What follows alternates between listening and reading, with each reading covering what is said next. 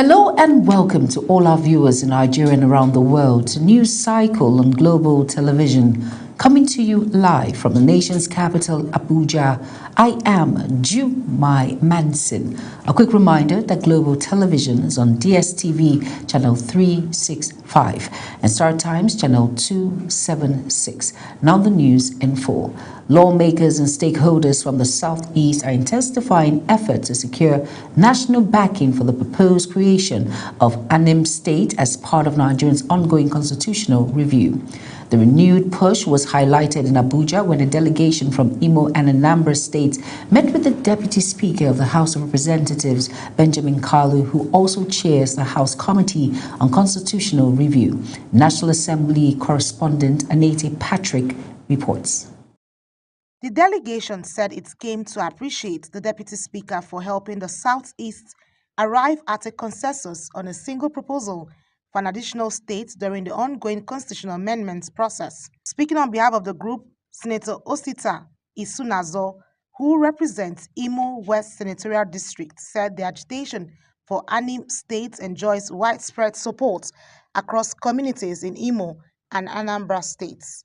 He noted that the movement is backed by political leaders, traditional rulers, lawmakers, and local government officials across the affected areas. These are the roads linking Imo, part of this state region, and Anambra. These are federal roads, but the state government has done it because we want to prove our sincerity about this state region.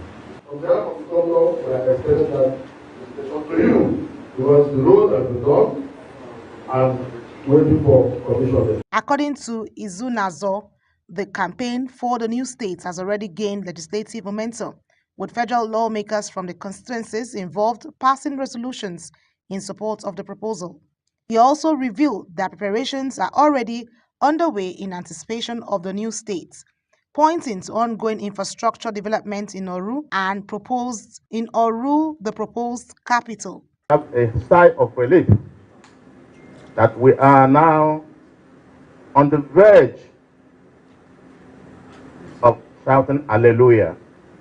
Responding, Deputy Speaker Benjamin Kalu described state creation as a strategic tool for development and inclusive governance rather than just a political ambition.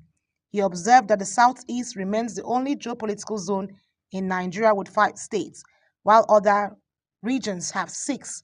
A situation, he said, affects political balance within the Federation.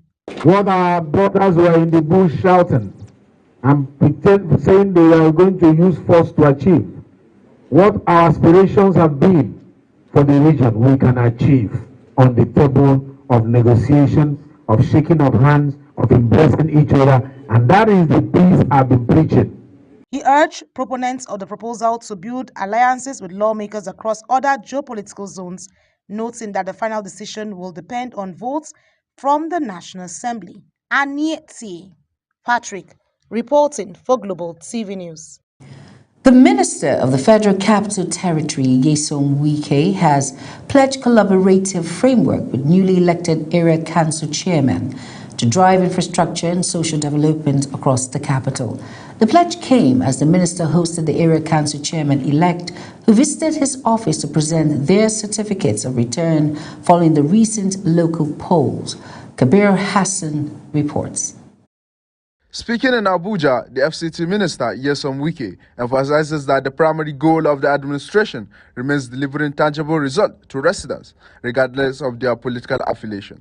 While congratulating the victors, Minister Nyesom Wike noted that the leadership carries a heavy responsibility to serve the public interest above partisan loyalty. He emphasizes that the remarkable progress recorded in the city center was driven by a strong culture of collaboration, noting that the administration is now set to replicate the same model across the area councils to ensure that the dividend of governance reach communities at the grassroots. On behalf of the Federal Capital Territory Administration, congratulate the chairman of the various area councils. Our appeal to you, which I've always said. The minister urged the incoming leaders to prepare for a rigorous task of governance ahead of their official swearing-in scheduled for June. He noted that the support provided by the presidency is a debt that must be repaid through high-quality governance and improvement of lives at the grassroots. Wishing them success as the territory prepares for a transition focused on the renewed hope vision of President Bola Tinubu. Kabir Hassan, reporting for Global TV News. Moving on now to the National Executive Committee of the People's Democratic Party has approved a timetable for its 2027 general election primaries, fixing the party's presidential primary for May 23, 2026. Now, the decision was reached during the party's 160th NEC meeting held in Abuja. Again, Kabir Hassan tells us more. In a communique signed by the National Public Secretary of the PDP Caretaker Committee, Jogundo Mohammed, the party announced that its membership register will be submitted to the Independent National Electoral Commission on April 10, 2026. According to the timetable, State Assembly primaries will hold on May 2nd, National Assembly primaries on May 9th, while governorship primaries are scheduled for May 16. The NEC also expressed confidence in the leadership of the Abdurrahman Mohammed-led Caretaker Working Committee, commending it for stabilizing the party during the transition period. The strength of the PDP lies in its ability to resolve internal disagreements through dialogue, mutual respect, and adherence to party structures. NEC called on all parties involved in disputes within the party to embrace reconciliation and refrain from pushing further litigation, particularly any move to proceed to Supreme Court in the overriding interest of unity, stability, and the future of the party. The party also approved the expansion of electronic membership registration to modernize its database and enhance grassroots participation. The NEC further condemned the attack on party members during the Congress in Oyo State and called on security agencies to investigate the incident and bring those responsible to justice. By hoodlums on members and faithful of the party during the recently conducted congresses in Oyo State. NEC described the incident as unfortunate and unacceptable and contrary to the democratic values and peaceful conduct expected within the party's processes.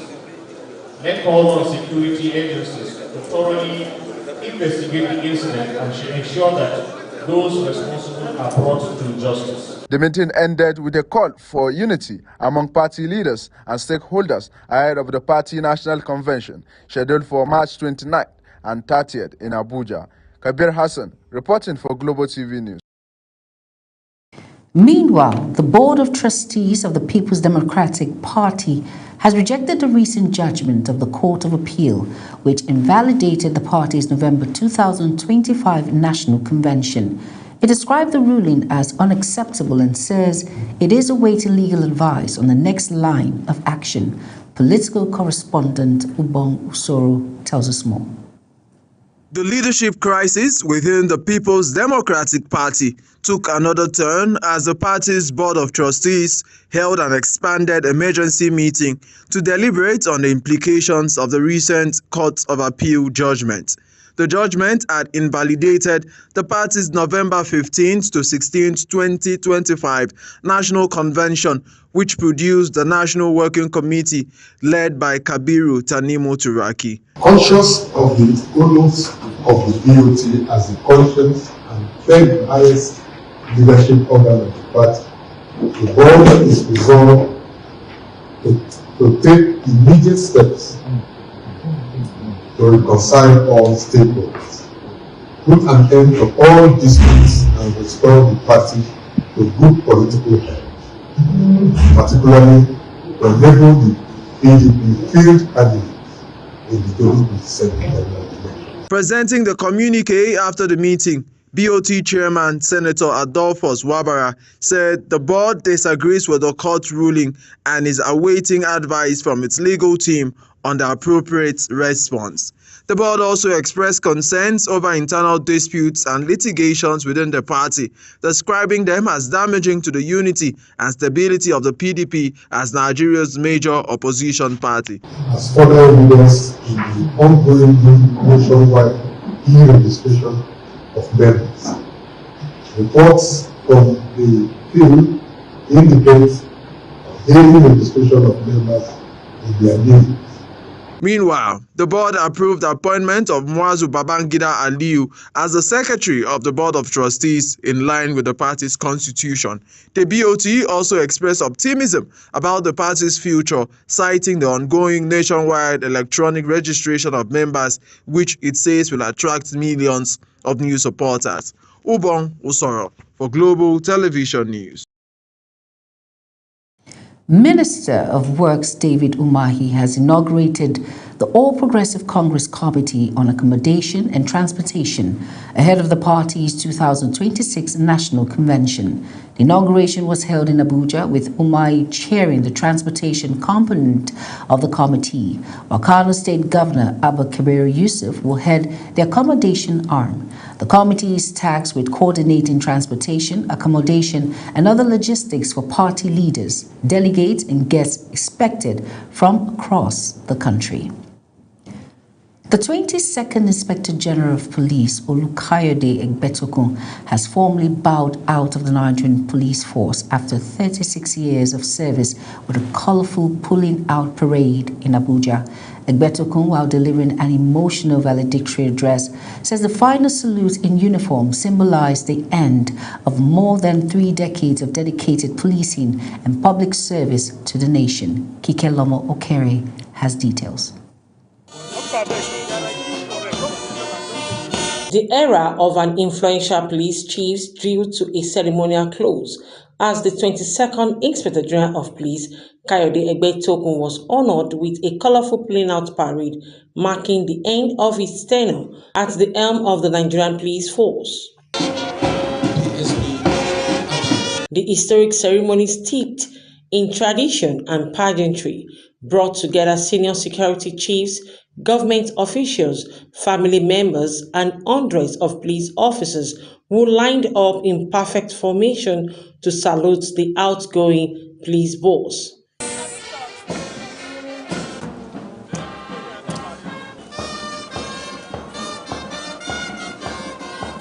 In an emotional farewell address, Egbetokun expressed gratitude to the officers and men of the Nigerian police force for their dedication to protecting lives and properties across the country. He highlighted reforms aimed at strengthening professionalism, intelligence-driven policing, and improved welfare for personnel during his leadership.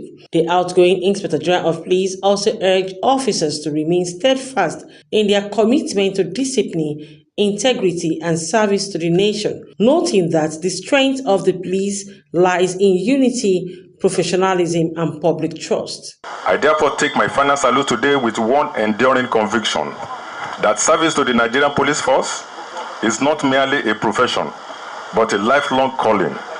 The Inspector General of Police, Olasuji Disu, described Egbetokun as a dedicated officer whose leadership left a lasting imprint on the Nigerian police force. The IGP says his tenure focused on building a professionally competent, service-driven, and people-friendly police force. He expressed the Nigerian police force appreciation for its dedication, leadership, and contribution to the policing in Nigeria. IGP Dr. Olukayode Adeolu Egbetokun, retired, has distinguished himself not only as a dedicated police officer, but also as an accomplished scholar and a strategist.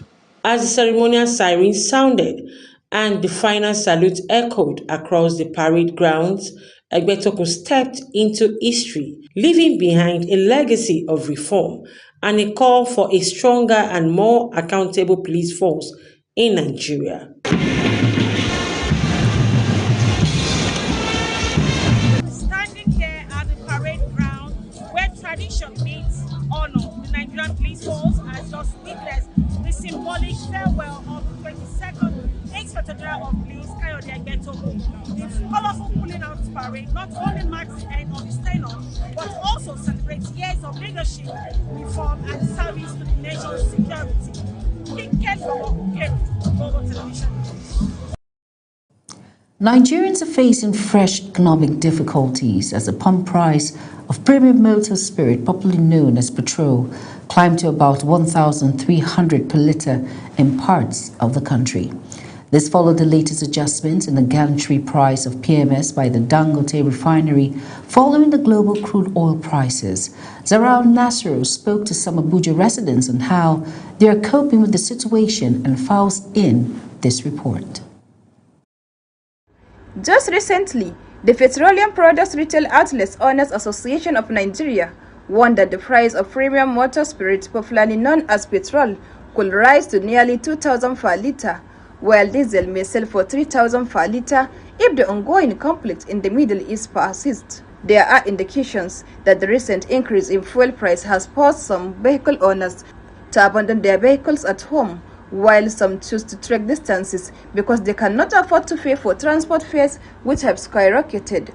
A taxi driver in Tribute lamented how the weekdays turned like weekend as a result of low patronage by passengers. Weekdays just be like weekend. Passengers they have not been coming out. We have, it has not been so easy.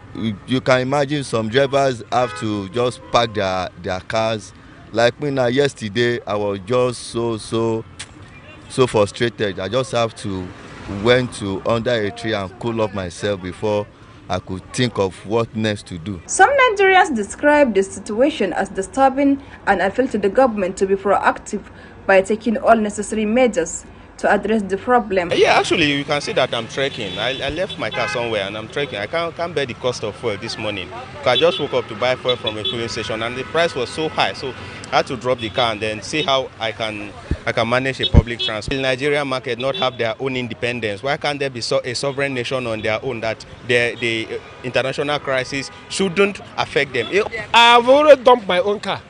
I have 2 cars, but they are packed because I can't continue buying fuel of 10,000 naira every day. How much am I making? So the car is packed. And it's not even only the fuel is the problem of the. What of other things? You won't fit. The latest increase in fuel prices has heightened concerns among households, businesses, and transport operators already facing weak purchasing power. Zahra Unasir, reporting for Global TV. You are watching the live broadcast of News Cycle. News Cycle continues after this weather forecast, plus business, foreign and sports stories on the other side of this break. Please stay with us. We're currently observing a significant surge in moisture moving into the country. This increase in moisture is bringing more cloud cover and a noticeable rise in thermal discomfort across many areas. As a result, thunderstorms are expected over several parts of the country on Friday. Now, these rains may be accompanied by strong winds.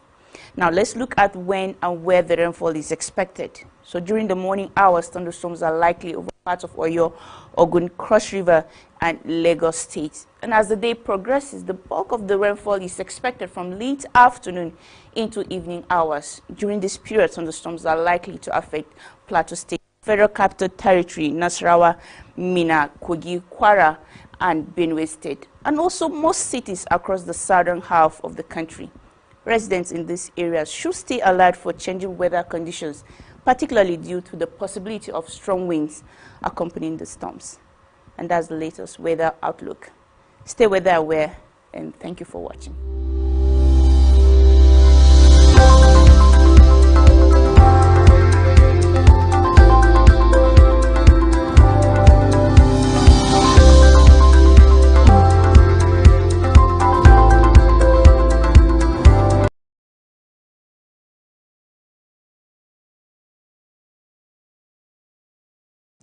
You're welcome back, and if you're just tuning in, this is News Cycle on Global Television. Thank you for staying with us. In business now, the Senate has confirmed appointment of Professor Taiwo Oyedele as a ministerial nominee of President Bola Ahmed Tinubu, following his screening and consideration by lawmakers who charged him to prioritize economic reforms, improve the ease of doing business, and promote local manufacturing. National Assembly correspondent Aneti Patrick reports. The confirmation followed deliberations during plenary, where senators examined the nominees' policy direction and readiness to address Nigeria's fiscal challenges, including rising public borrowing and weak capital budget performance. During the session, the Deputy Senate President, Jibrin Barrow, urged Oyedele to take into account the country's vast mineral resources, and the persistent underperformance of capital budget implementation in recent years. What we see every day, we see the Chinese coming to exploit these minerals, take them away to their country. Not only Chinese, other nationals also do the same. But the fact is that when you look at our revenue package, the revenue framework, the revenue profile, we don't see much in terms of revenue coming from solid mineral. Other lawmakers emphasized the need for policies capable of strengthening domestic industries and reducing dependence on imports. They also urged the nominee to support initiatives that would improve the business environment and prioritize funding for security agencies through first-line charges to enhance national stability. Responding to the concerns raised, Oyedele observed that Nigeria's budget size remained disproportionately small relative to the scale of its economy, stressing the need for deliberate and prudent utilization of public resources. The nominee also addressed concerns over the recent adjustment of capital gains tax, noting that stakeholders had expressed reservations about the increase from 5% to 30%, compared to an average of about 15% globally. Following deliberations, Akpabio put the confirmation to a voice vote, which received overwhelming support from lawmakers, paving the way for Oyedele's appointment. Rambles around the country helped a lot to douse tension, and your appearance or appearances in various fora also assisted to educate Nigerians that it was a good thing for the taxes to be harmonized. And I think it brought down a lot of tension.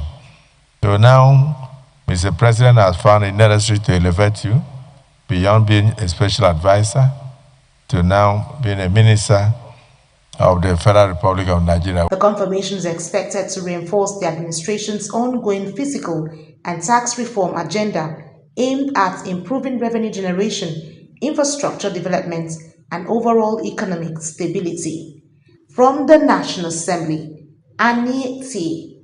Patrick, reporting for Global TV News.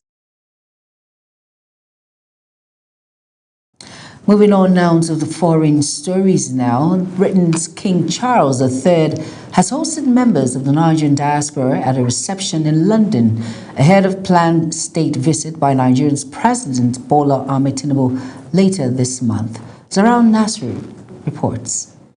The reception brought together Nigerian professionals, community leaders, and cultural figures living in the United Kingdom. The meeting forms part of activities leading up to President Tinubu's visit, which is expected to focus on strengthening diplomatic and economic ties between Nigeria and the United Kingdom.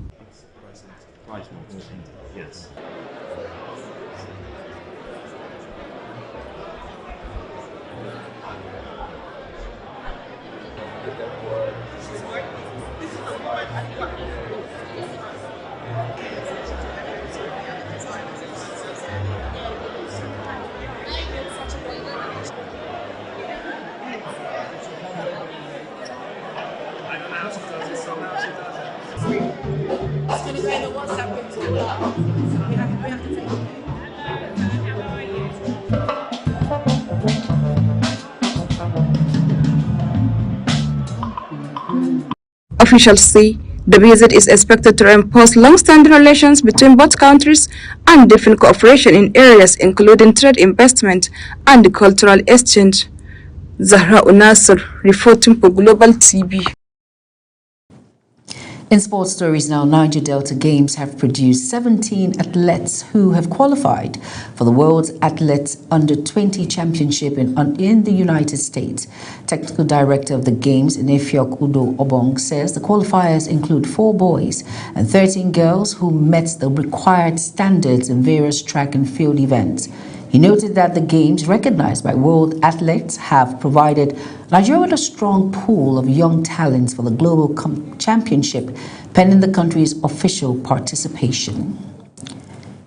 Ibudo Rugby Academy under 17 girls have won the International Women's Day Girls Rugby Tournament organized by the National Association of Women in Sports Lagos chapter in collaboration with the Nigerian Rugby Football Federation. Now, the competition featured teams from several secondary schools, with Ibudo Rugby Academy defeating Aguda Community Grammar School to emerge champions.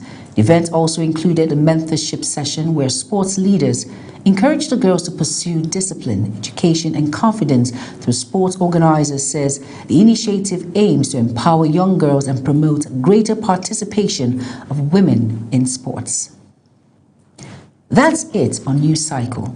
A quick reminder that Global TV is on DSTV channel 365 and Star Times channel 276. Kindly follow us across all social media platforms.